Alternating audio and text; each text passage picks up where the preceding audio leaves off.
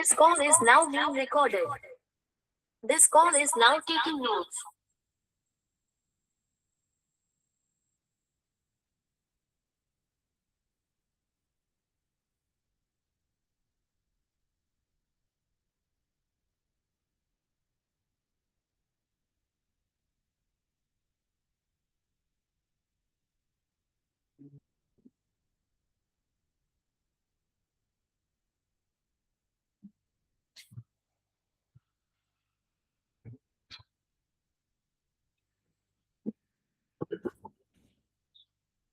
Second सत्र में आप सभी का पुनः स्वागत है। हमारे बीच में रीता गांधी जी उपस्थित हैं, सीनियर थेरेपिस्ट हैं, उनका स्वागत है। हमारे बीच में अनिल शर्मा मैडम उपस्थित हैं, उनका स्वागत है। हमारे बीच में श्रद्धा जैन उपस्थित हैं, जो समवाय फाउंडेशन के प्रमोटर भी हैं और समवाय से जुड़ी हुई हैं, उनका स्वागत है। हमारे बीच में गरिमा बिष्ट जी उपस्थित है, समवाय फाउंडेशन के प्रमोटर हैं और हमारे फैकल्टी भी हैं, उनका स्वागत है। हमारे बीच में ये शरद उपस्थित हैं, समवाय फाउंडेशन के प्रमोटर हैं और आज के इस सत्र के फैकल्टी हैं, उनका स्वागत है।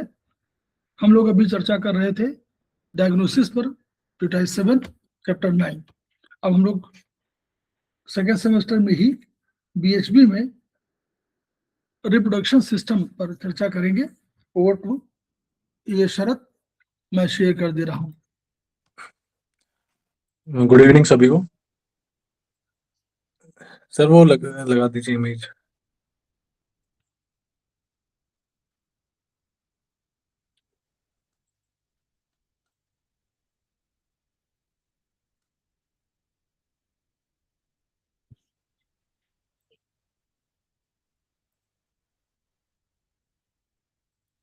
आ रहा है? Yes sir. सर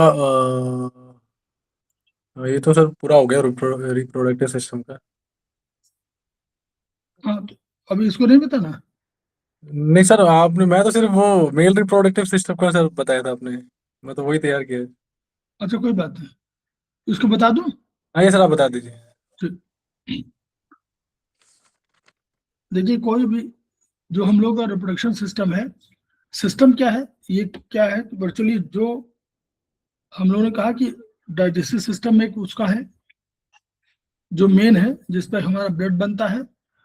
फिर उसको एक सिस्टम उसको ले जाता है, उसको बोलते हैं हम लोग कार्डियक सिस्टम, जिसको हार्ट का सिस्टम, वो कार्डियक सिस्टम हो गया, वो पूरे ब्लड को सर्कुलेट करता है।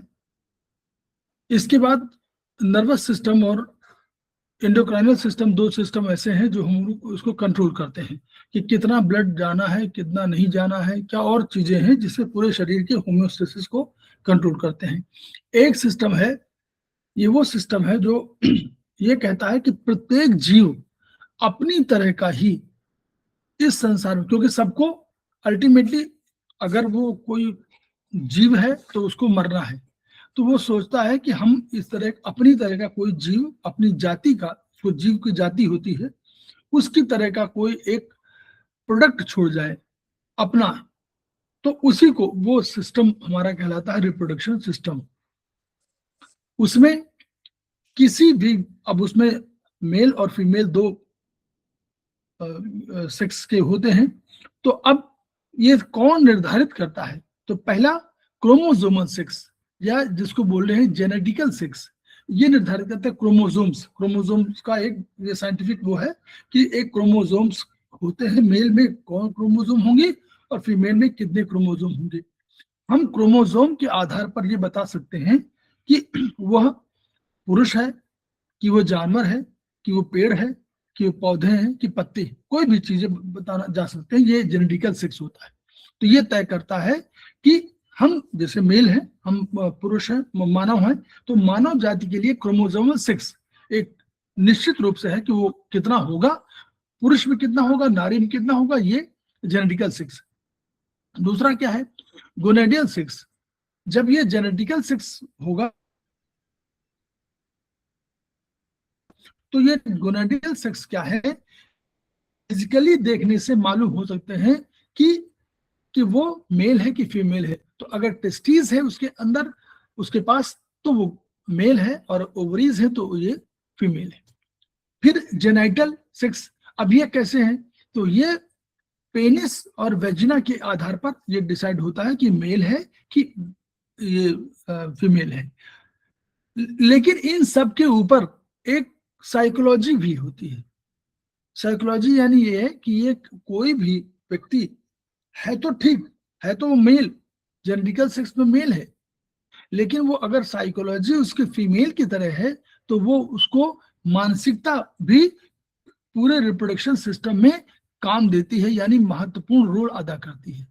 इसलिए साइकोलॉजी का उतना ही महत्व है जितना कि और सब जेनेटिकल सेक्स का, टेस्टिस गोनाडल सेक्स का, जेनाइटल सेक्स का, और उसी तरह साइकोलॉजी का भी महत्व है। तो क्रोमोसोमल सेक्स क्या है? पूरे जगत में, पूरे संसार में बायोलॉजी ने ये तय किया, ये साइंटिस्ट ने तय किया कि हम जो मानव हैं उसमें 23 पेयर क्रोमोसोम्स होंगे, जिनमें 22 ऑटोसोम होंगे। 22 ये तय करेंगे, 22 पेयर ये तय करेंगे कि हमारा आंखें कैसी हों, हमारे बाल कैसे हों, हमारे हाथ कैसे हों, हमारे पैर कैसे हों, हमारे और जो शरीर के और अंग हैं उनमें कैसी रचना होनी चाहिए, ये संरचना हमारा, ये इससे क्रोमोसोमल सेक्स तय हुआ था। 23 पेयर, तो 22 पेयर उसमें ऑटोसोम हुए, इनको ऑटोसोम कहा गया। ये सब में बराबर है, नारी में भी और पुरुष में, दोनों में बराबर है। ठीक है, ये कहां से निकले? जो हमारा हम लोगों ने पढ़ा था सेल्स में, हम लोग कहा था डीएनए आरएनए, तो ये डीएनए आरएनए के कंसेप्ट में है, ये आगे ट्रांसफॉर्म होते हैं, और जैसे जैसे आपको जगत जो आपके पीढ़ी दर पीढ़ी ये परिवर्तन जो ट्रांसक्रिप्ट होती है वही होती है। तो इसीलिए आप बोलते हैं बाद में कि उनकी आंखें मदर की तरह मिल रही हैं, उनके पैर फादर की तरह है, ये जो बोलते हैं वो वही इसी आधार पर है कि 22 ऑटोसोम होते, 22 पेयर ऑटोसोम।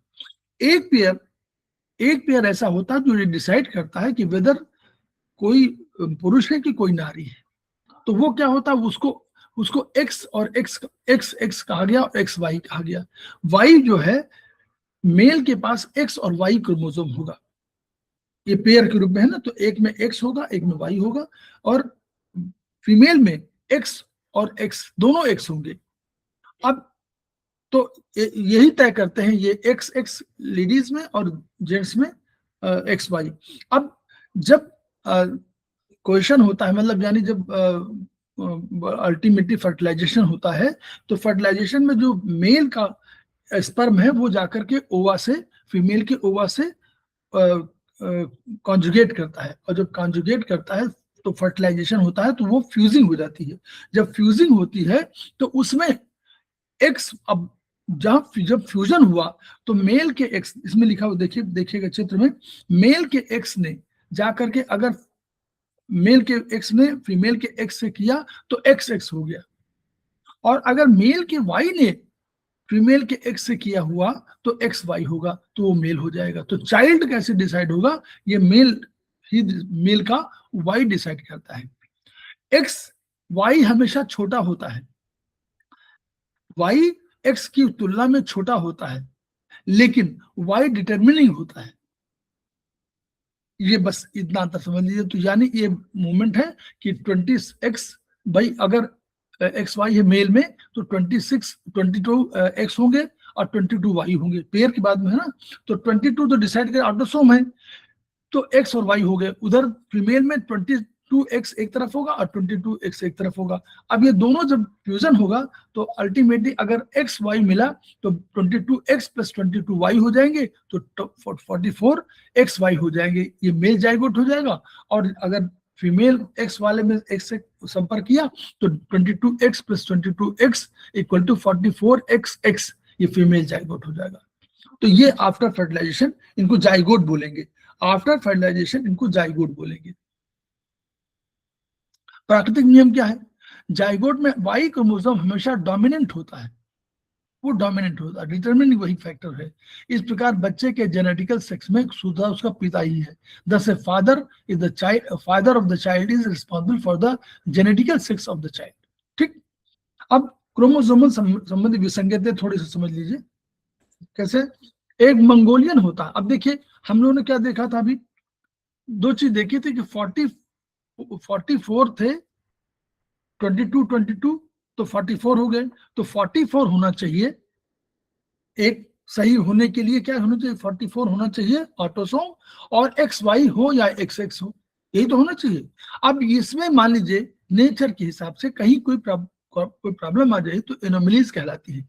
तो देखिए मंगोलियन में क्या होता है, 45XX और 45XY। अब आप लोग बताइए कि ऑटोसोम की गड़बड़ी है कि सेक्स क्रोमोसोम की गड़बड़ी है? आप लोग जरा ध्यान दीजिए, बताइए, ध्यान दीजिए इस पर थोड़ा बताइए। सो ऑटोसोम। ये ऑटोसोम की गड़बड़ी है, ये सेक्स क्रोमोसोम की गड़बड़ी नहीं है। सेक्स क्रोमोसोम में देखिए XX एक है और XY उधर है, तो कोई प्रॉब्लम नहीं है। उधर XX वाला फीमेल होगी और XY वाला जो है मेल होगा। लेकिन कहाँ प्रॉब्लम आ गई, 44 होना चाहिए था, वहां 45 है। तो this is not the anomaly of sex chromosome, yet it is classified as anomalies of sex chromosome. ठीक है, तो इसमें क्या होगा, मंगोलियन में ऐसा नहीं होता कि लेडी और जेंट्स का अंतर हो ना, लेडी लेडी होगी, जेंट्स जेंट्स होगा, उसमें दोनों स्त्री भी होगी पुरुष भी होगा दोनों। लेकिन बिना ब्रिज की छोटी नाक क्यों, एक्स जो 45 है वही गड़बड़ है, सर फिजिकल फीचर में डिफरेंस आता है सर, फिजिकल फीचर्स में डिफरेंस आता है। ऑटोसोम गड़बड़ है, Yes, sir. ऑटोसोम गड़बड़ है। तो बिना ब्रिज की छोटी नाक, एक सेकंड जरा, एक सेकंड जरा, हाँ जी, हाँ कोई बात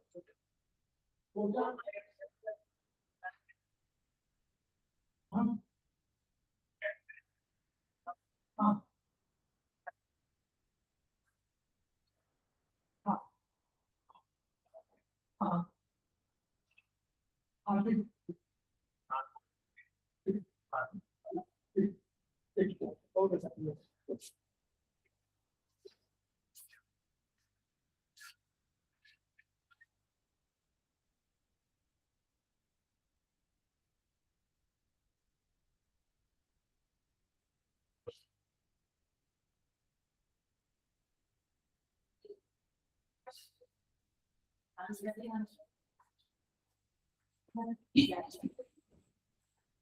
तो इसमें इसमें जो अंतर आया है मंगोलियन में, तो ये इसलिए क्या होगा, बिना ब्रिज की छोटी नाक, जो नाक में है ब्रिज इसमें उतना नहीं दिखाई पड़ेगा, नाक के दोनों ओर दोनों आंखों का एंगल झुका होगा, एलॉन्ग विद इपिकैंथिक फोल्ड, कान की साइज और शेप असामान्य होगी, शरीर छोटा होगा, वो कम चौड़े कंधे होंगे, IQ सामान्य से कम होगा।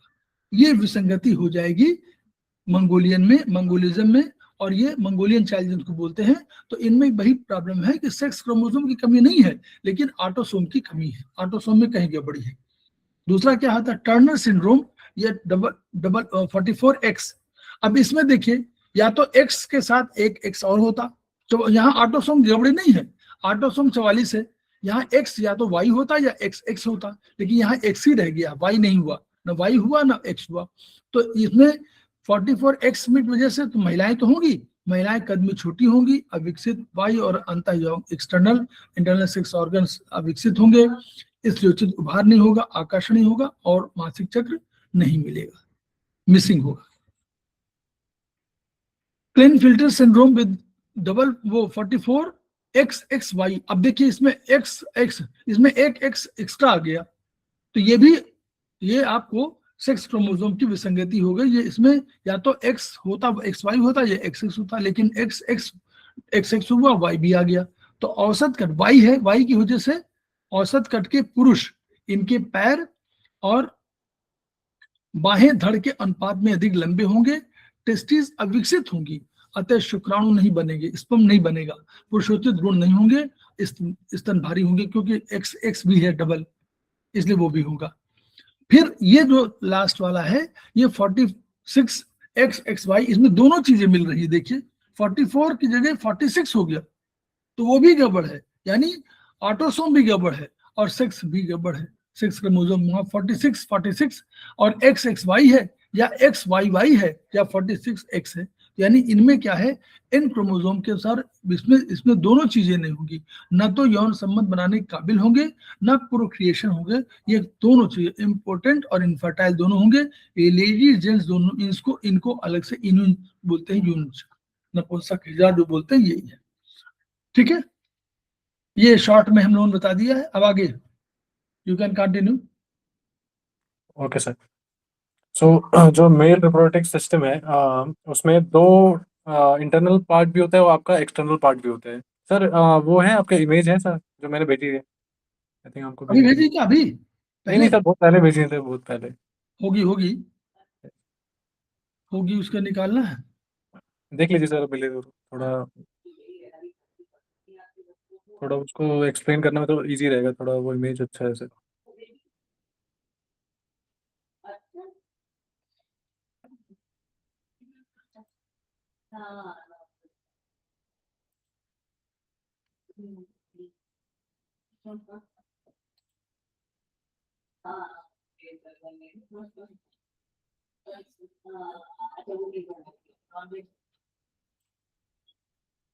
सर नहीं है तो कोई दिक्कत नहीं सर।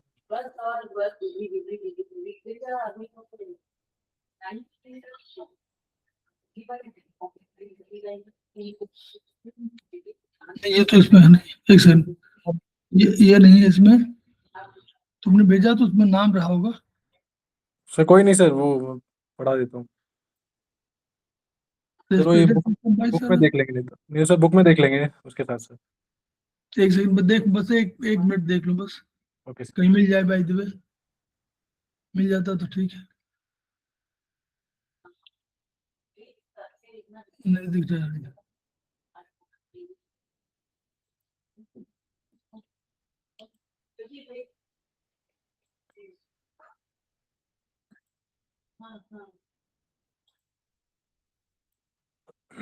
हमारे पास एक फोटो, दो तरह की फोटो अभी हम दिखा सकते हैं उसको, ओके सर, तुमको फोटो हम दिखा दें, एक आध दिखा सकते हैं। दिखा दीजिए सर। ये हमारे वो जो उसमें वाली है,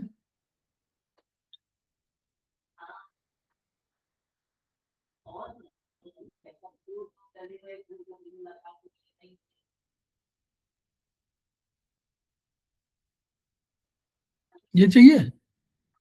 हाँ ठीक है सर, चल जाएगा, ठीक है। हाँ, ओके। इसके आधार पर तुम बता सकते हो। ठीक है ठीक है। सो जो प्राइमरी ऑर्गन जो है मेल रिप्रोडक्टिव सिस्टम का, वो है आपका टेस्टिस। ठीक है। तो ये जो होता है, ये होता है आपका स्क्रोटम के अंदर। ठीक है। तो अगर हम मेल रिप्रोडक्टिव सिस्टम को दो उसमें बांटें, तो एक होता है कि जो ऑर्गन जो बाहर हैं, शरीर के बाहर हैं, और जो शरीर के अंदर है। तो जो शरीर के बाहर है वो है आपका पेनिस, आपका स्क्रोटम, एंड जो स्क्रोटम के अंदर जो टेस्टिस है वो। जो इंटरनल है, इंटरनल जो आप अपनी बुक में जो देख सकते हैं, या फिर जो यहाँ इमेज में देख सकते हैं, जो भी है आपके, जैसे वास डेफरेन हो गया, आपका एपिडिडमस हो गया, आपका यूरेथ्रा हो गया, आपका प्रोस्टेट हो गया, आपका सेमिनल वेसिकल जो ग्लैंड वो हो गया, इजैकुलेटरी जो डक्ट है वो हो गया, आपका बल्बो यूरेथ्रल ग्लैंड जो है वो हो गया। तो ये सब आपके इंटरनल पार्ट हैं जो इस सिस्टम के। ठीक है। अब इसमें एक जो है आपको, जो आपने यहाँ देखा है बल्बो यूरेथ्रल जो ग्लैंड है, उसको एक्सप्लेन नहीं किया गया, तो वो थोड़ा इंपॉर्टेंट है। जो आपको ये इसको ये जो आपको मिलेगा, वो मिलेगा आपको प्रोस्टेट के नीचे, छोटा सा होता है पी साइज ग्लैंड। बहुत इंपॉर्टेंट है। क्यों इंपॉर्टेंट है? क्योंकि ये एक म्यूकस, एक वो छोटा सा जो हल्का सा फ्लूइड वो सिक्रेट करता है, जो अल्कलाइन नेचर का होता है। तो बेसिकली इसका पर्पस ये होता है, जो उसकी जो लुब्रिकेशन है यूरेथ्रा की, उसको बढ़िया रखने की। एंड देन जैसे यूरिन जो थोड़ा आपका एसिडिक होता है, तो उसको न्यूट्रलाइज करने के लिए, कि ताकि जो स्पर्म है जो उसको में जो फ्लो करेगा तो उसको इनहिबिट ना करे। ठीक है ना। तो अब आगे चलते हैं। तो अब बाकी ये है कि जैसे बुक में दे रखा है कि जो हमारा जो टेस्टिस है, ये स्क्रोटम में शरीर के बाहर क्यों है? क्योंकि जो आपका जो स्पर्म बनता है, वो बनता है आपका टेस्टिस में। ठीक है। जो प्रोसेस को हम बोलते हैं स्पर्मेटोजेनेसिस। ठीक है। अभी जो स्पर्मेटोजेनेसिस जो प्रोसेस है, वो कंटिन्यूअस प्रोसेस है। ठीक है। अब कंटिन्यूअस प्रोसेस जो भी होते हैं, तो उसमें क्या, जो भी कंडीशंस होंगी उस प्रोसेस को फुलफिल करने की, वो कंडीशंस वैसे की वैसी रहनी चाहिए, कांस्टेंट रहनी चाहिए। बट जो आपका बॉडी का जो टेम्परेचर होता है, वो कांस्टेंट नहीं रहता है। लाइक आप जब कोई फिजिकल एक्टिविटी कर रहे हो या खाना खा रहे हो कुछ भी, तो आपको जो टेम्परेचर वो बढ़ जाता है। वैसे जब आपकी बॉडी रेस्ट कर रही होती है जब आप सो रहे होते हैं तो जो टेम्परेचर है वो कम हो जाता है। तो आप देखते हैं जो बॉडी टेम्परेचर फ्लक्चुएट हो रहा है। बट जो ये जो प्रोसेस है स्पर्मेटोजेनेसिस, वो आप क्या बोला यहाँ आपने बुक में, अगर आप देखा हो अंडरलाइन कर सकते हैं कि वो कंटिन्यूस प्रोसेस है।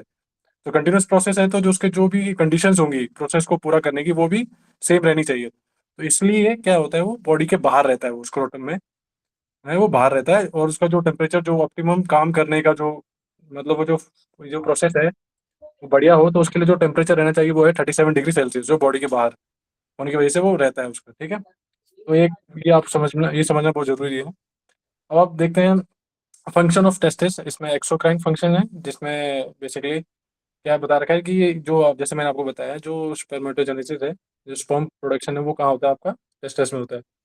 अब उसका एंडोक्राइन फंक्शन भी है। देन ये सिक्रेशन ऑफ टेस्टोस्टेरोन एक हार्मोन है, उसको वो सिंथेसिस भी करता है, यानी बनाता भी है और उसको सिक्रीट भी करता है। ठीक है, अब जैसे इसमें बुक में दे रखा है कि इंट्रा यूट्रेन फेज में, मतलब कि जब आप जो है वो यूट्रस के अंदर जब होता है, तो जो आपका जो टेस्टिस होता है, जो उसका डेवलपमेंट है वो लंबार रीजन के एब्डोमिनल कैविटी में लंबार रीजन के आसपास होता है। बट जैसे जैसे बच्चा बड़ा होता है, जब वो जो बर्थ का जो टाइम आ जाता है, तब तक वो जो अब जो उसकी पोजीशन होती है स्क्रोटम की, वो वहाँ पहुँच जाता है जो स्क्रोटम होता है। तो इनिशियली जो होता है वो एब्डोमिनल कैविटी में होता है स्क्रोटम। जैसे जैसे जब वो बर्थ का टाइम आता है, तब वो उसका जो अभी जो उसके ओरिजिनल पोजीशन है वहाँ पे वो आ जाता है। ठीक है, देन उसके बारे में उसके बाद बता रखा है जो आपका जो स्क्रोटम है, उसका जो शेप है वो एलिप्सॉइडल शेप का होता है। ठीक है, देन उसका जो है लेंथ ब्रेथ ये सब बता रखा है। लेंथ होता है आपका 4 to 5 सेंटीमीटर, ब्रेथ है आपका 2.5 सेंटीमीटर, थिकनेस है 3 सेंटीमीटर। ठीक है, वेट भी बता रखा है 10 to 14 ग्राम का होता है।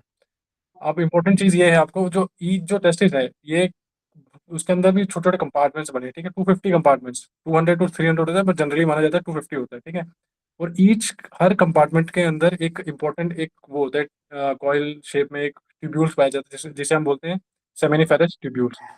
अब इम्पोर्टेंट चीज़ जो आपको याद रखने की चीज़ है, जो हर सेमिनिफेरस ट्यूब्यूल्स में दो इम्पोर्टेंट सेल पाए जाते हैं। पहला है आपका लेडिक सेल, दूसरा होता है आपका सर्टोली सेल। ठीक है, सर्टोली जो यहाँ पे नहीं दे रखा है, पर ये होते हैं, दो सेल्स होते हैं। ठीक है, लेडिक एंड सर्टोली। अब जो लेडिक सेल जो होता है वो प्रोड्यूस करता है आपका टेस्टोस्टेरोन। ठीक है, और जो आपका सर्टोली होता है वो प्रोड्यूस करता है आपका एंड्रोजन बाइंडिंग प्रोटीन।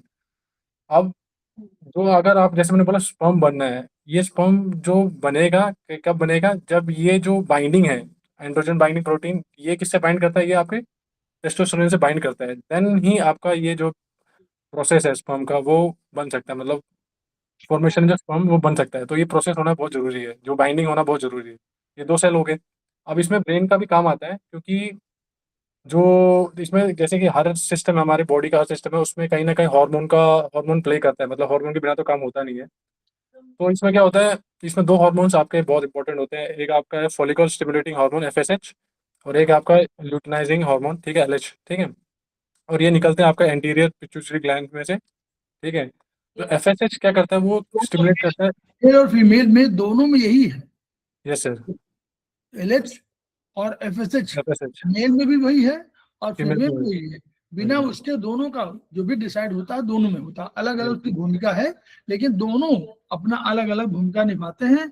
और मेल में दूसरी तरह से वहां पर LH और FSH दोनों के लिए जिम्मेदार है। ठीक है, तो ये आपको शायद क्वेश्चन भी आ सकता है, तो इसलिए थोड़ा आपको ध्यान समझना पड़ेगा। तो FSH है वो किसको स्टिमुलेट करता है, वो सर्टोली सेल को। ठीक है, एंड जो LH होता है वो L से याद कर लीजिए, वो लेडिक सेल को। LH ल्यूटिनाइजिंग हार्मोन किसको करता है, लेडिक सेल को। ठीक है, तो ये क्योंकि अब ये स्टिमुलेट करेगा, उसके बाद ही जो बाकी प्रोसेस है, बाकी प्रोसेस क्या होता है, लेडिक क्या बनाता है, टेस्टोस्टेरोन, और आपका सर्टोली बनाता है आपका क्या बोलते हैं, एंड्रोजन बाइंडिंग प्रोटीन। ठीक है, ABP। ठीक है, तो ये हो गया। अब यहाँ पे देन उसके बाद क्या होता है, थोड़ा आप बुक में देख सकते हैं तो आपको समझ में आ जाएगा। उसके बाद क्या होता है, ये कनेक्टेड होता है आपका एपिडिडमस में। एपिडिडमस से कनेक्टेड होता है, एक छोटा सा ट्यूब जैसा है। अब एपिडिडमस क्या है, बहुत इंपॉर्टेंट है, उसका बहुत फंक्शन है। पहला तो ये एक स्टोरेज होता है, मतलब स्टोर जैसा होता है कि यहाँ पे आपका स्पर्म डेवलप होता है। क्योंकि जब ये आपका जब यहाँ से निकलेगा, कहाँ से, जो आपका ये जो आपका ये सेमिनोफेरस ट्यूब्यूल्स है, यहाँ पे क्या होता है, वो जो स्पर्म होता है वो नॉन मोटाइल होता है। नॉन मोटाइल मतलब वो, जैसे आपने देखा होगा, जो आपने कभी इमेज या वीडियोस देखे होंगे, तो स्पर्म आपका बहुत मोटाइल होता है, मतलब मूव करता रहता है, बहुत मूवमेंट होती है सब। मूवमेंट मूवमेंट जब तक मूवमेंट नहीं, क्योंकि ऐसा है नेचर क्यों है, नेचर मूवमेंट इसलिए बनाया गया है कि फीमेल ओवा जो है वो स्टेशन है, एक जगह स्टेशन है। तो यस अब जो मूवमेंट करना है वो केवल मेल स्पर्म को करना है, इसलिए इसलिए उसको मोटाइल होना चाहिए। तो हाँ जब तक तो मोटाइल नहीं होगा तब तक तब तक फंक्शनल नहीं बन पाएगा। ठीक। तो वही चीज अभी जो मोटाइल, तो हमने क्या बोला, अब जब यहाँ से निकलेगा यहाँ जाएगा तब क्या है, मोटाइल नहीं होता है और नॉन फंक्शनल, मतलब इसको कोई अभी कोई फंक्शन कुछ नहीं है जो उसको, अब इसको बनना है, मतलब उसको मेच्योर होना है। अब ये मेच्योर कहाँ पे होता है, आपका एपिडिडमिस में, ठीक है। वहाँ पे रुकता है, वहाँ पे स्टेशनरी रहता है, 1-2 हफ्ते में ये मेच्योर हो जाता है। मेच्योर होने के बाद अगर मतलब इजैकुलेशन नहीं हुआ तो क्या होता है, कुछ महीने के लिए और वहाँ रुक सकता है, जो यहाँ पे 3 से 5 दिन का दे रखा है, बट अगर आप सर्च करते हो वो 2 से 3 महीने का है, मतलब वहाँ पे रुक सकते हो। उसके बाद क्या रीअब्जॉर्ब हो जाते हैं, तो जो भी न्यूट्रिएंट्स है जिससे ये बना है तो वो पूरे शरीर में रीअब्जॉर्ब हो जाता है, ब्लड में, ठीक है।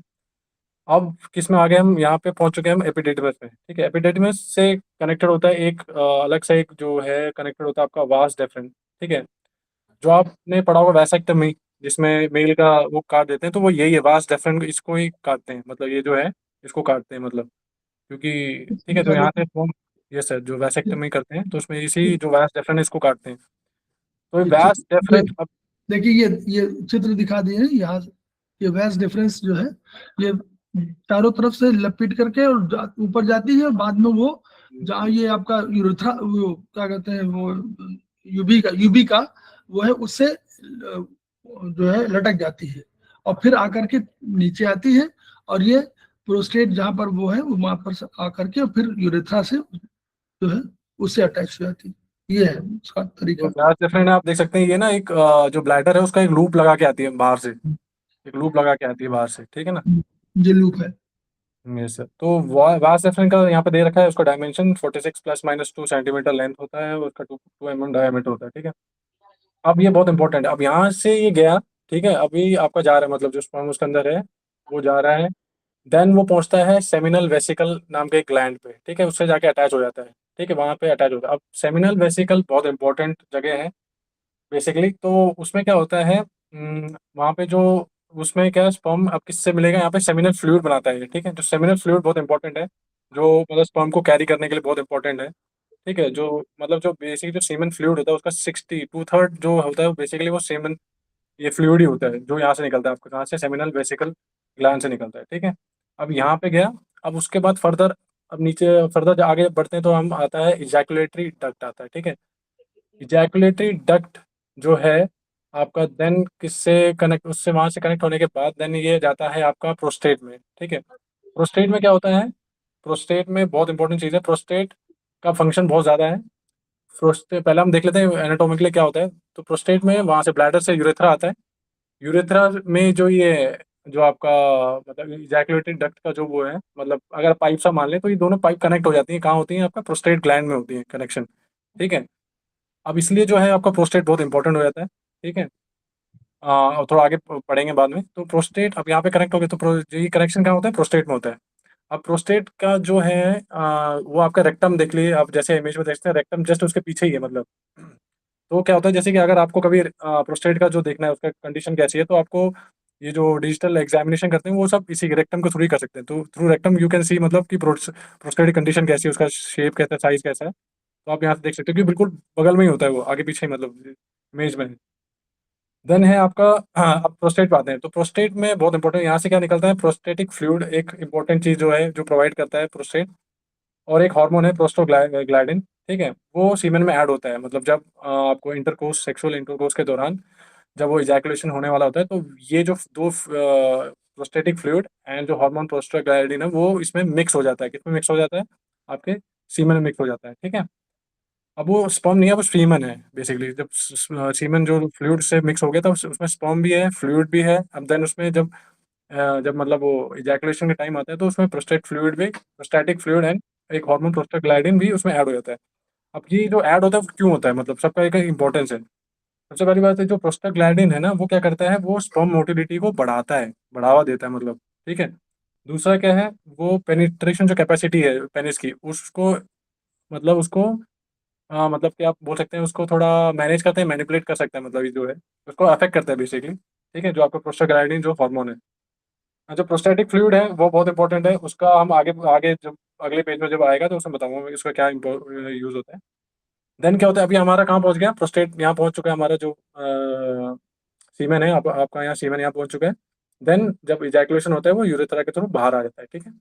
देन पेनिस जो है आपका, वो थोड़ा स्पॉन्जी टाइप का टिश्यू से बना होता है, जो मतलब एक्साइटेड, मतलब उसका जो शेप है वो चेंज होता है, हो सकता है, ठीक है। एंड ये हो गया आपका, ठीक है। अब इसमें आ चुके हैं, ठीक है। अब हम देखते हैं कॉम्पोजिशन ऑफ सीमेन। उसमें आप सेमिनल जो सीमेन होता है, जो फ्लूइड है, उसमें जो भी ऑर्गन्स है उसका कितना कंट्रीब्यूशन, टेस्टिस का 5% है, एपिडिडमिस का है 12%, वास डेफरन का 3% है, सेमिनल वेसिकल का 60% है, ठीक है।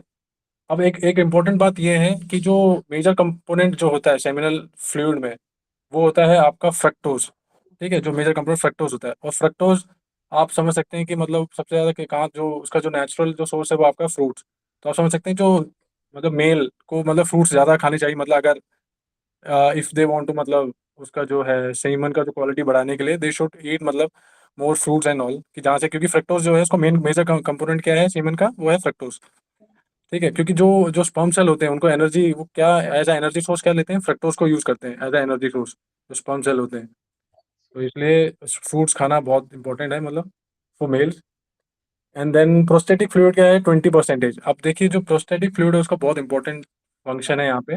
एक तो है कि वो जो है स्पर्म है उसको नरिश करता है और प्रोटेक्ट करता है। एंड दो, एंड जो फीमेल का जो वेजाइनल वो होता है वो एसिडिक होता है कंपेयर टू मेल। तो जो एसिडिक मीडियम है वहाँ तक, मतलब कि आपका जो स्पर्म है उस मीडियम में सर्वाइव कर सके, तो उसके लिए ये न्यूट्रलाइज भी करता है, ठीक है। उसमें न्यूट्रलाइज करने में हेल्प करता है आपका प्रोस्टेटिक फ्लूइड जो है वेजिनल एनवायरनमेंट में, जिसकी वजह से वो वहाँ सर्वाइव कर सकता है जो आपका स्पर्म है, ठीक है। एंड देन क्या करता है, ये भी क्या बोलते हैं, जो स्पर्म मोटिलिटी है उसमें भी, इसमें भी, उसमें आपका क्या बोलते हैं, हेल्प प्रोवाइड करता है प्रोस्टैटिक फ्लूइड। क्योंकि इनमें क्या होते हैं, बहुत सारे वो होते हैं आपके लाइक न्यूट्रिएंट्स होते हैं, जिंक हो गया, एक दो मतलब बहुत सारे छोटे छोटे एलिमेंट हो गए। तो वही दे रखा है नेक्स्ट उसमें कि 90 ± 2%, यानी 92 to 88% जो फ्लूइड, एंड जो बाकी 10 प्लस मतलब 80 to 88% नियरली आपका फ्लूइड होता है, और 12% आपका सॉलिड होता है, ठीक है। सॉलिड जो उसमें क्या होता है, basically 1 to 2 elements are inorganic elements like sodium, potassium, zinc, magnesium, calcium, chlorine, phosphate, carbonate, ions होते हैं। और बाकी जो है वो आपके ऑर्गेनिक एलिमेंट्स होते हैं, जिसमें कुछ इंपॉर्टेंट एलिमेंट्स आपके फ्रुक्टोज, जैसे मैंने बताया, कोलेस्ट्रॉल होता है, फॉस्फोलिपिड्स होते हैं, फॉस्फेटेज होते हैं, एस्कॉर्बिक एसिड होता है, फाइब्रोनोलाइसिन होता है, थ्रोम्बोप्लास्टिन, सिट्रिक एसिड आपका बेसिकली प्रोस्टेट फ्लूइड में भी होता है, उसमें जिंक होता है। इसलिए जिंक बहुत इंपॉर्टेंट, जो माइक्रो एलिम वो है, न्यूट्रिएंट है, बहुत इंपॉर्टेंट है जिंक आपका। सिट्रिक एसिड होता है, प्रोस्टाग्लैंडिन जैसे हमने पढ़ा था। एंड देन हाँ, ये है हाई यूरोनोडाइज, ठीक है। अभी अभी मैं इसके बारे में देख रहा था, तो बहुत इंपॉर्टेंट है ये। तो मैं थोड़ा आपको बता देता हूँ, उसका यूज बेसिकली ये है कि it helps the body to absorb excess fluids और ब्लड इन टिश्यूज। ऑल्सो क्या है, it helps, it allows sperm to penetrate the egg's outer layer. तो आप समझ सकते हैं कितना इंपॉर्टेंट है जो ये हाई ल्यूरोनिडाइस, वो प्रोनाउंसिएशन हो नहीं रहा है, तो बहुत बहुत इंपॉर्टेंट है, ठीक है। तो it allows sperm to penetrate the egg's outer layer. तो वहाँ पे ये जो एलिमेंट है इंपॉर्टेंट है, आपको हेल्प करता है मतलब सीमेन को। देन ये है कि अब जैसे बता, सीमेन का मेन फंक्शन यही है कि the sperm present in the fluid have the only aim to fertilise the egg. तो सीमेन ये है कि, तो बेसिकली उसको एक प्रोटेक्टिव शील्ड जैसा है, जो है वो जो लिक्विड है उसमें बहुत सारे प्रोस्टेटिक फ्लूइड भी होता है। तो ये क्या है, प्रोटेक्टिव कि वहाँ तक पहुँचाना है बेसिकली, क्योंकि जो फीमेल जो वो होता है वो एसिडिक होता है, तो उस मीडियम से बचा के मतलब स्पर्म को एग तक पहुँचाना, मेन काम वही है। मेल मेल का भी यूरिन जो है वो भी तो एसिडिक होगा। एसिडिक होता है, इसलिए सर मैंने बताया ना, जैसे पहले जो आपका शुरू से बल्बो, शुरू से लेकर अंत तक उसको एसिडिक मीडियम को फेस करना है, इसलिए हाँ तो अल्कलाइन, तो इसलिए जैसे वो जो आपने मैंने शुरुआत में बताया था बल्बो यूरेथ्रल, जो आपके, तो उसका काम यही होता है कि जो जैसे हम यूरिन करते हैं तो उसका जो उसके कुछ वो बच जाते होंगे, तो उसको न्यूट्रलाइज करता है सबसे पहले। तो मतलब इजैकुलेशन पहले एक वाइट फ्लूइड निकलता है, वो यही होता है आपका, इसको आप इसको बोलते हैं प्री एजैकुलेशन फ्लूइड, ठीक है। तो उसका मेन यूज ये रहता है। देन इसमें दे रखा है कि प्रॉपर्टीज ऑफ सेमन फ्लूइड, कि उसमें वॉल्यूम ये दे रखा है, कलर ये सब, और उसका पीएच दे रखा है 7.4, देख सकते हैं आप, अल्कलाइन है ये 7.4, स्पेसिफिक ग्रेविटी दे रखी है। एंड देन इसमें दे रखा है, ये थोड़ा इंपॉर्टेंट, ये क्वेश्चन भी आ सकते हैं, क्वेश्चन में आ सकता है आपका, जैसे कि मोटिलिटी, मतलब के बेस पे फर्टिलिटी में मोटिलिटी कितने परसेंटेज होनी चाहिए, 80%, अगर 40% मोटिलिटी है तो वो जो फर्टिलिटी है बॉर्डर लाइन पे है। अगर 10% मोटिलिटी है स्पर्म सेल की तो वो इनफर्टाइल है। ठीक है, पार्ट्स पर मिलियन में ये इम्पोर्टेंट क्वेश्चन आता है। तो सर यही था सर। गुड। तो ये चैप्टर जो है पूरा हुआ। अल्टीमेटली ये सारे चीजों का जो निचोड़ ये है कि ये जो मेल का प्रोडक्शन सिस्टम जो है वो फंक्शनल जो है बहुत सरल है। थोड़ा सा जो उसका कंपार्टमेंट वाले जो कंसेप्ट है कि भाई कैसे बनता है स्पर्म, वो थोड़ा सा कठिन, वो कॉम्प्लिकेटेड मालूम होता है। फीमेल का जो स्ट्रक्चरल है वो पार्ट बहुत सरल है, मतलब कॉम्प्लिकेशन नहीं है, लेकिन उसको फंक्शनल पार्ट कॉम्प्लिकेटेड है, ये हमेशा ध्यान रखिए। तो जो नहीं सर, अगर ये देखे ना सर, इमेज देखे तो आप समझ जाओगे। मतलब अगर ये थोड़ी इमेज थोड़ी क्लियर नहीं, बुक की भी थोड़ी क्लियर नहीं है, तो सर अगर इमेज आप नेट से निकालेंगे तो आप समझ जाओगे पूरा प्रॉपर कैसे जाता है। मतलब आप उसको इमेजिन कर सकते हैं। और तो जो बेसिकली है क्वेश्चन यही आते हैं, कंपोजिशन का आता है क्वेश्चन, आता है आपका क्या क्या उसमें होता है, कितना परसेंटेज होता है, देन आपके क्वेश्चन आते हैं। मोटिलिटी वाला जो देखते हैं कि फर्टिलाइजेशन वाला, फर्टिलिटी और मोटिलिटी ये दो देखते हैं कितना यस, ये आ सकते हैं, और शायद ये आ सकते हैं कि शायद उसके फंक्शंस आ सकते हैं कि कौन सा कहाँ से। ये हाँ। आपका लेडी और सर्टोली आप लिख सकते हैं कहीं पे या नेट पे देख सकते हैं। लेडी एंड सर्टोली ये इसमें दे नहीं रखा है। तो हम्म, दो सेल जो है आपके सेमिनिफोरस ट्यूब्यूल्स में दो सेल पाए जाते हैं, लेडी एंड सर्टोली, ये इंपॉर्टेंट है। एंड लेडी को एक्टिवेट करता है वो आपको याद रखना है, सर्टोली को करता है एफएसएच, एंड लेडी को एल से आप याद कर सकते हैं। आपको ल्यूटिनाइजिंग हार्मोन एलएच करता है लेडी को। तो ये क्वेश्चन आ सकता है शायद आपका लेडी एंड सर्टोली। हाँ, मेल में जो जो अभी बता रहे थे कि जो एंडोक्राइनल सिस्टम का रोल है वो मेल के मामले में बिल्कुल तय है। 13 इयर्स के आसपास और 12-13 इयर्स के आसपास जो है उस तक कोई नहीं होता है। तो 13 इयर्स के आसपास जो है ये जो वहां से गोनाडोट्रोपिन हार्मोन निकलता है आपके से, स्पेशली हाइपोथैलेमस से, वो जो है उसको वहां से शुरुआत होती है। वो फिर आपको नीचे हम पिट्यूटरी ग्लैंड को स्टिमुलेट करता है। पिट्यूटरी ग्लैंड जब जाती है तो एलएच, यही जो बता रहे थे एलएच एफएसएच, इनका रोल पिट्यूटरी ग्लैंड के उसमें है। फिर यहाँ से शुरू होता है सारे जैसे ही ये होते हैं, स्टार्ट होते हैं और निकलना शुरू होते हैं, और तो ये क्या होता है, ये ब्लड में जाता है। तो हम लोग पढ़े हैं ना कि एंडोक्राइनल सिस्टम का सब ब्लड में जाता है। जैसे ब्लड में जाता है वैसे ही सब में, पुरुष में जो मेल है, मेल चाइल्ड है, उसमें परिवर्तन शुरू हो जाते हैं। उसकी आवाज भारी हो जाती है, दाढ़ी मूछ आने लगती है, हेयर्स आने लगते हैं। तो स्क्रॉटम के आसपास जो है सारा जो है वो ये सब सारी चीजें हो जाती है। इरेक्शन की जो उसको उसको मेच्योरिटी दिलाने के लिए काम करते हैं, ताकि मेच्योर हो जाए और वो प्रोक्रिएशन के लिए तैयार हो जाए। ये कंसेप्ट है उसका। तो अब कॉम्प्लिकेशन क्या है कि वो उसमें दो दो सेल्स हैं, दो दो हार्मोन्स हैं, यही तय करते हैं। तो एक हार्मोन ने ये किया। अब अल्टीमेटली सर्टोली सेल्स का कंसेप्ट क्या है, सर्टोली सेल्स हमेशा आपको प्रोटेक्शन देती है।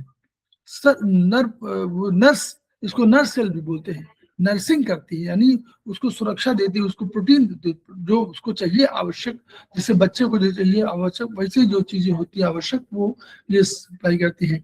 लेकिन इनके बीच में जो हर नेचर ने सब कर रखा है, नेचर में साथ साथ युवा की उनके ऑलरेडी आपको एक जर्मिनल सेल आपको दिया हुआ है। वही जर्मिनल सेल आपको धीरे धीरे डेवलप करेगा, और वो हमारे सेमिनिफेरस ट्यूब्यूल में होते हैं, और वही जब डेवलप हो जाते हैं तो वो बाहर धीरे धीरे बाहर आएंगे। और बाहर आने के बाद उसका आया ना कि 3 वीक्स के लिए, 3 हफ्ते के लिए वो जाएंगे। उसके पहले जब तक नॉन मोटाइल होंगे तब तक वो नॉन फंक्शनल होंगे, क्योंकि जब तक मोटिलिटी नहीं आएगी तब तक वो आगे नहीं बढ़ पाएंगे। जब मोटिलिटी आ जाएगी तभी वो आगे बढ़ पाएंगे। तो ये सर जी। तो इसमें कुछ जैसे कुछ पॉइंट्स है, एक्यूप्रेशर के पॉइंट्स हैं जो मेल रिप्रोडक्टिव सिस्टम से रिलेटेड हैं, वो बता सकता हूँ सर, थोड़ा शेयर कर दूँ। हाँ, बता दिए बता दिए। ये सर थोड़ा कुछ ऐड कर लेते हैं थोड़ा। हाँ। तो एक है, पहला है आपका CV4, ठीक है, गेट ऑफ ओरिजिन। ठीक है, उसमें आप यूज़ कर सकते हैं लाइक रिगार्डिंग अगर स्पर्म काउंट किसी का कम है तो उसको बढ़ाने में ये आप यूज़ कर सकते हैं CV4। ठीक है, स्पर्म मोटिलिटी में भी इंपॉर्टेंट है, और इरेक्टाइल डिसफंक्शन जो है ED, उसमें भी ये इंपॉर्टेंट पॉइंट है CV4। देन है आपका एक ब्लैडर का यूबी का 23, ठीक है। ये जो आपका जो अपना किडनी यांग है उससे रिलेटेड है। तो इसी जो एसेंशियल किस लिए है, ये आपका है फॉर स्पर्म प्रोडक्शन के लिए, वाइटलिटी एंड प्रीमेच्योर इजैकुलेशन जो होता है उससे रिलेटेड इश्यूज के लिए ये बहुत इंपॉर्टेंट पॉइंट है आपका कौन सा पॉइंट है, कौन सा पॉइंट है? UB 23 sir. हाँ, जो भी 23 वही किडनी की पॉइंट है। शू पॉइंट है सर। हाँ, बैक शू पॉइंट, हाँ। देन है आपका SP6, ठीक है। ये क्या करता है, ये ब्लड को नरिश करता है और जो पल्विक एरिया में जो ब्लड का सर्कुलेशन है उसको इंप्रूव करता है। तो इंपॉर्टेंट पॉइंट है आपका SP6, ये आप नोट कर सकते हैं। देन ST36 आपको पता ही है किस चीज़ के लिए, तो ठीक है। तो बेसिकली जो है ठीक। आपका, देन है आपका GB20 जो आपके सर के ऊपर है। इट यूज टू, मतलब जो हाँ, एनर्जी को लिफ्ट करने में, ठीक है, वाइटलिटी को इंप्रूव करने में। देन है आपका लीवर का 3, ठीक है, क्योंकि ये स्ट्रेस और एंजाइटी को रिड्यूस करने में हेल्पफुल है। क्योंकि जब आप समझ सकते हैं स्ट्रेस और एंजाइटी से आप हाँ, जो सेक्सुअल exactly। परफॉर्मेंस है, हाँ, ठीक। वो उस पर इफेक्ट पड़ता है। तो ये लीवर हम्म, 3 भी आपका बहुत इंपॉर्टेंट पॉइंट है, तो आप एक्स्ट्रा थोड़ा ऐड कर सकते हैं, ठीक है। आप बिल्कुल। कभी प्रोटोकॉल बनाए तो हाँ, उसमें आप इनको नहीं, यूज सही कर बात सकते है। CV4 और GB4 ये दोनों मिल करके हमारे उस फंक्शन को पूरा करते हैं जहां पर किडनी का जो ओरिजिनल की ओरिजिनलाइज बोलते हैं ना, तो वो हैं। जैसे जीवी के आसपास है, तो वो दोनों ये रोल उसमें अदा करते हैं। फिर लीवर 3 उन्होंने कहा कि एक मतलब जो आपको एक टेंशन होता है, स्ट्रेस होता है, उसके लिए लीवर 3 का पॉइंट कहते हैं। GB20 के लिए आप कह दिए गवर्निंग वेसल का पॉइंट है, और हम लोग ये भी उसको भी यूज कर सकते हैं किडनी का, वो क्या कहते हैं, इंडोक्राइन सिस्टम का यूबी, वो TW3 और TW20, ये सर वो तो कर सकते हैं। इसको भी यूज कर सकते हैं हम लोग, सर क्योंकि एक और डाउट था मुझे पूछना था सर, जैसे कि अभी एनाटोमिकली अगर देखें, जैसे कि जो आपका वास जेफन है वो ब्लैडर को लूप करके जा रहे हैं या उसके आसपास से जा रहे हैं, जो भी है। तो सर अगर जैसे हम ये चीज़ें जैसे कि प्रोटोकॉल में हम यूज़ करते हैं, जैसे कि यूबी का जो हम पॉइंट्स लेते हैं, तो क्या इसलिए करते हैं कि जो ये आसपास हैं ऑर्गन्स, मतलब ये सिंस नहीं, नहीं नहीं, इससे रिलेटेड नहीं है, मतलब ऐसा कुछ कि चाइनीज उसको इन्फ्लुएंस चाइनीज करते हो। चाइनीज सिस्टम में कंट्रोलर सिस्टम देख रहे हैं। अच्छा किडनी अच्छा इज द कंट्रोलिंग सिस्टम, जैसे इसलिए किडनी का CV और GB पॉइंट लगा दिया। आप जो ऊपर आपका गवर्निंग वेसल का 20 पॉइंट ले रहे हैं, वो इसका आधार ये है कि वर्चुअली स्ट्रेंथ के लिए, तो यांग के शक्ति के लिए तो वही जिम्मेदार है। अच्छा तो यांग का कंट्रोलर है, वो सबसे बड़ा कंट्रोलर है। तो यांग माने मूवमेंट, मूवमेंट होगा तो यांग से होगा। तो या अगर वो मूवमेंट नहीं हो रहा है, नॉन मोटाइल है या नॉन फंक्शनल है, तो वो उसके लिए वो जिम्मेदार हो गया। लीवर 3 आपने स्ट्रेस के लिए बता ही दिया। इसके बाद आपने UB23 बता दिया, किडनी का कंट्रोलर है ना, किडनी की यांग शक्ति है, यांग शक्ति है किडनी की, तो किडनी की यांग शक्ति कंट्रोल कर रही है।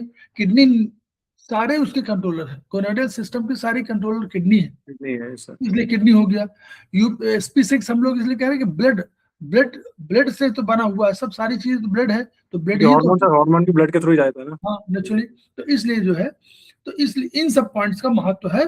तो हम लोग एक प्रोटोकॉल खुद बना सकते हैं on the basis of this one, कि हम लोग समझना है, हम लोग समझ के कोई काम कर सकते हैं। क्योंकि जब आप थेरेपिस्ट के रूप में होंगे, तो आपके पास मेल भी आएंगे, आपके पास फीमेल भी आएंगे, तो आपको दोनों को समझना है। और ये वाला सिस्टम जो इसको सिस्टम माना जाता है, it is second to nervous system. Nervous system बहुत महत्वपूर्ण है, उसी तरह रिप्रोडक्शन सिस्टम सेकेंड इंपॉर्टेंट इसको माना जाता है। इसलिए कि यह जो है आपको तमाम चीजों पर, और इसको हम लोग ये मानते हैं, हम लोग जो पढ़ाते थे वो मानते हैं कि जिस दिन आप एज ए थेरेपिस्ट, अगर आप मेल हैं और आपके पास कोई फीमेल थेरेपिस्ट ने अपनी प्रॉब्लम कही, तो उस दिन आप समझिए कि आप आप मतलब विश्वास दिलाने के काबिल आप थेरेपिस्ट हो गए। दूसरा, अगर आप फीमेल थेरेपिस्ट हैं और कोई मेल ने अपनी समस्या बता दिया, तो आप विश्वास दिलाने वाले बढ़िया थेरेपिस्ट साबित हो रहे हैं। और ये इसलिए ये दृष्टिकोण नहीं होना चाहिए कि हमको मेल है तो हमको मेल के बारे में जानना है, फीमेल है तो फीमेल के बारे में जानना।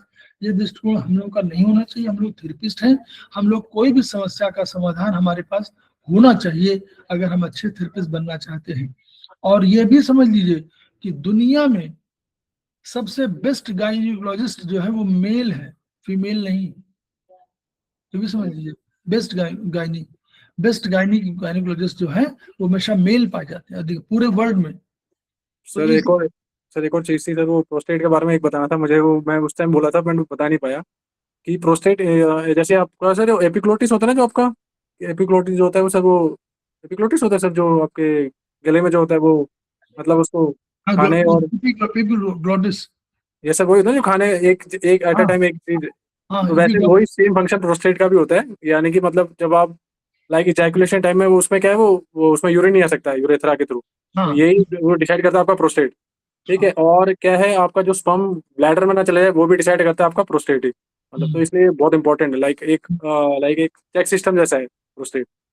वो बताना भूल गया सर, उस टाइम मैंने बोला था, बाद में थोड़ा ऐड करना था। सो हो गया और सर ये। और विश्वास नहीं करेंगे, लगभग 2 करोड़ से अधिक जो है स्पर्म जाते हैं अल्टीमेटली, लेकिन अंत में जो लास्ट पॉइंट के आसपास यूट्राइन ट्यूब के आसपास पहुंचते हैं, वो वहां पर आपको केवल 200 पहुंचते हैं, 200। और 200 में भी सब दे आर बुचर्ड आउट। और उसके बाद उसमें से लेफ्ट और राइट में कुछ लोग इधर उधर चले जाते हैं, क्योंकि ये मालूम नहीं है कि ओवा जो है किधर है, लेफ्ट में है और राइट में है। तो कुछ लोग इसमें प्रॉब्लम हो जाती है। वहां जो जो अगर लेफ्ट में ओवा नहीं है उस समय, लेफ्ट ओवरी में ओवा नहीं निकला हुआ है, तो वो अगर कोई राइट में चला गया तो, और लेफ्ट में चला गया तो लेफ्ट में नहीं होगा, राइट से फर्टिलाइजेशन होगा। तो जो लेफ्ट में चले गए वो मार्ग बिछड़ गए। अंत में जो बचता है, और उसका सिस्टम ऐसा है, आगे हम लोग जो देखेंगे फीमेल सर सिस्टम देखेंगे। एक और ऐड चीज ऐड करनी थी कि अभी सर जो रिसेंट रिसर्च है उसमें पता चला कि जैसे आपने सर बोला कि जो आपका जो एग सेल होता है वो स्टेशनरी होता है, बट सर उसमें बोलते हैं कि उस लेवल पे भी ना वो डिसाइड करती है, मतलब ऐसा नहीं कि जो भी स्पर्म वहाँ पहुंचा है उसमें से कौन सा स्पर्म उसको फर्टिलाइज करेगा वो डिसाइड करती है, बोलते हैं।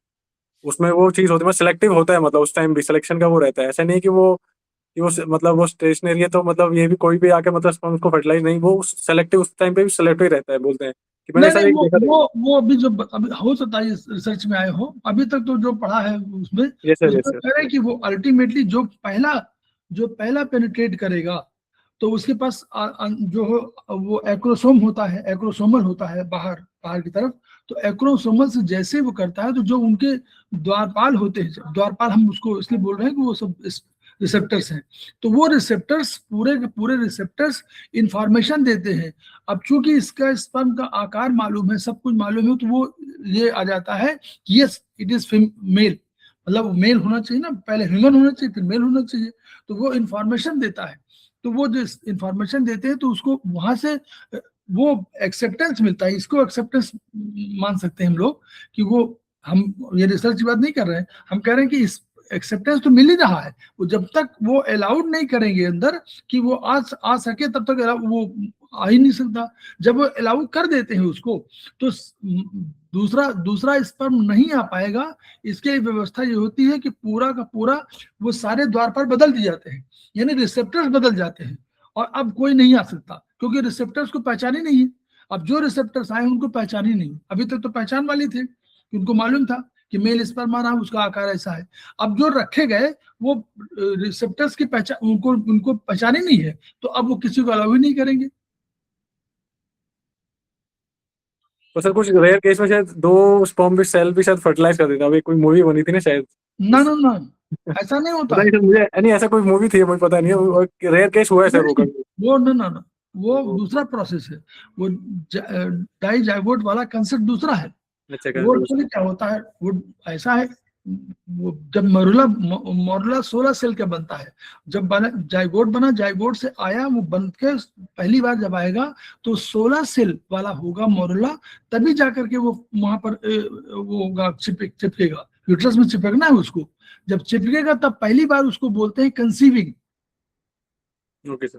उसको पहले कंसीविंग नहीं बोलते, फर्टिलाइजेशन के बाद कंसीविंग में 4 डेज या 5 डेज का टाइम लगता है। 5 डेज के बाद जब मोरला चिपक जाता है तब होता है। अब ये क्या होता है कभी कभी कि जो मोरला चिपका हुआ, तो इसके इसके 2 पार्ट बन जाते हैं। वो 2 पार्ट बन जाते हैं, तो एक पार्ट छोटा एक पार्ट बड़ा। कभी कभी यही आउट बस्ट आउट होकर के 2 में भाग जाता है। तो अगर एक ही से हुआ है, अब याद करिए, अगर एक ही स्पर्म एक स्पर्म में पेनिट्रेट किया हुआ, तो अल्टीमेटली जो जाइगोट बनेगा, तो यानी या तो दोनों लड़की होंगे या दोनों लड़के होंगे, या दोनों मेल चाइल्ड होंगे या दोनों फीमेल चाइल्ड होंगे। इससे बना है। अब दूसरा एक कंडीशन लीजिए, बाय द वे किन्हीं गलती की वजह से लेफ्ट ओवरी में भी एक ओवा है और राइट ओवरी में भी एक ओवा है। अब बताइए, इसको भी पेनिट्रेट हो गया, वो भी पेनिट्रेट हो गया, तो ये भी तो दो बने, लेकिन ये दो बने, इनमें दोनों में संभावना है कि सर फीमेल और मेल दोनों हो सकते हैं, यहाँ फीमेल है वहां उधर मेल है, या वहां फीमेल है इधर मेल है, तो दोनों हो सकते हैं। लेकिन अगर सिंगल फर्टिलाइजेशन से बना हुआ है और बर्स्ट आउट की वजह से हुआ है, तो उसमें एक ही जीन्स, एक ही चाइल्ड होगा, इधर मेल और इधर फीमेल। ठीक है, ओके, थैंक यू। हमारे बीच में बबली सर। सिंह जुड़ गई है। बबली सिंह पहले से जुड़ी हुई थी हमारे समवाई, पहले से शायद पहले जुड़ी हुई थी, उसमें नहीं, मेरा नाम नहीं दिखा था मुझे। बबली सिंह, हाँ सर जुड़ी तो थी, लेकिन बीच में क्या है आवाज नहीं आ रही थी, इसलिए फिर हाँ वही बबली सिंह हमारे बीच में जुड़ गई है, पहले जुड़ चुकी थी। ये हमारे समवाई फाउंडेशन की इंस्टीट्यूट मेंबर है और स्वागत है।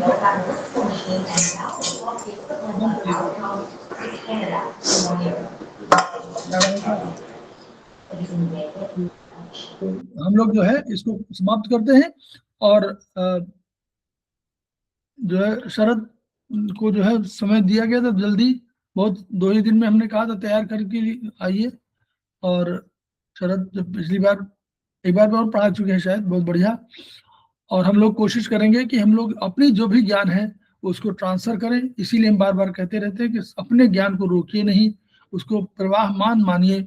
जैसे हम लोग कहते हैं कि ब्लड स्टेसिस, या हम लोग स्टेग्नेशन ऑफ की बोलते हैं, यानी कोई भी ऊर्जा रुकनी नहीं चाहिए, ऊर्जा सतत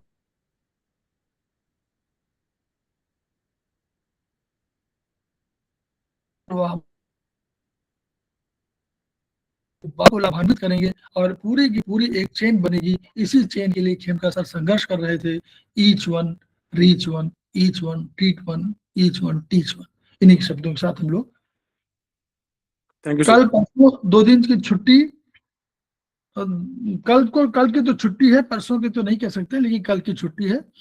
और फिर हम लोग देखते हैं संडे को देखते हैं कि हम लोग क्लास कर सकते हैं कि नहीं।